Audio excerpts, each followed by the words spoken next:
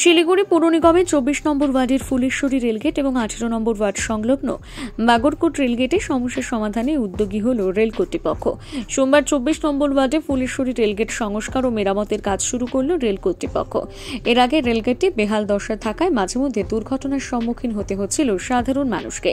फुलेश्वरी का तो ये काम अभी चल रहा है कि काफ़ी दिनों से मतलब ड्यू था और इसको अच्छा तरीके से और पक्का करने के लिए हमको ये थोड़ा गेट बंद रखना पड़ेगा। साइड में अंडरपास है। पब्लिक से आप लोगों के थ्रू मेरा यही निवेदन है कि थोड़ा दिन हम लोगों के साथ में कोऑपरेट करें और अंडरपास को यूज़ करें, तब इसको एकदम पक्का अच्छा बना देने से पब्लिक सेफ्टी अच्छा रहेगा। इसी में के लिए वहाँ पे मतलब क्या अभी देखिए कि 1 किलोमीटर के दूरी में ही 3 गेट हो जाएगा, तो वो एक हमारे लिए भी सेफ्टी ट्रेन ऑपरेशन और सेफ्टी पॉइंट ऑफ व्यू से ठीक नहीं है। तो वहाँ पे हम लोग कुछ फुट ओवर ब्रिज कम से कम पैदल जो यात्री हैं उनको क्रॉस करने के लिए उसके बारे में सोच रहे हैं। पहले थोड़ा टेक्निकली ड्राइंग्स वगैरह चेक करते हैं कैसे पॉसिबल है करके, उसके बाद देखा जाएगा।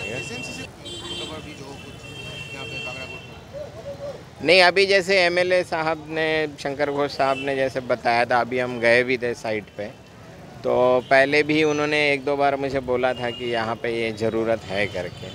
तो हम देखते हैं पब्लिक सुविधा में कितना हो पाता है। দীর্ঘদিন ধরে ফুলেশ্বরী রেলওয়ে ক্রসিং নিয়ে মানুষের মধ্যে একটা সমস্যা তৈরি হয়েছিল।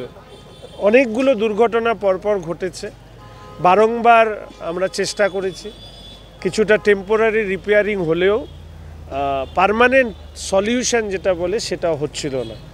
তো এর আগে ডিআরএম সাহেব এসেছিলেন এবং কথা দিয়ে গিয়েছিলেন দ্রুত রেল কাজ করবে, এবং সেই অনুযায়ী আজকে পার্মানেন্ট যে রিপেয়ারিংয়ের কাজ এখানে শুরু হয়েছে।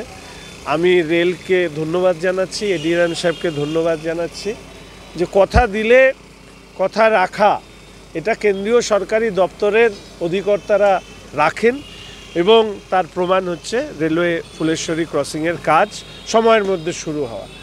কিছুদিনের জন্য এইটা বন্ধ থাকবে ক্রসিং, তার জন্য যে মানুষের একটু সমস্যা হবে সাময়িক, তার জন্য আগাম দুঃখ প্রকাশ করছি। আমার মনে হয় স্থায়ীভাবে এটা ঠিক হয়ে গেলে এই সমস্যাটা পরবর্তীকালে আর থাকবে না। দ্বিতীয় বিষয় হচ্ছে বাগরাকোটের, আজকে আমি ডিআরএম সাহেব দুজনেই আমরা গেলাম, এখানেও অনেকের দাবি আছে, বিভিন্ন ধরনের দাবি, ফ্লাইওভার, রেলওয়ে ক্রসিং ইত্যাদি ইত্যাদি।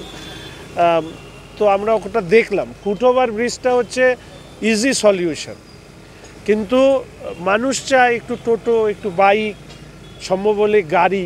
কিন্তু আমরা এখান থেকে দাঁড়িয়ে আছি, আমি এক্স্যাক্ট বলতে পারবো না, আমাদের মহাবিস্তান রেলওয়ে ক্রসিং হয়তো 1200-1300 মিটার হতে পারে বা 1 কিলোমিটারের মধ্যে, বাগরাকোট হয়তো 800 থেকে 900।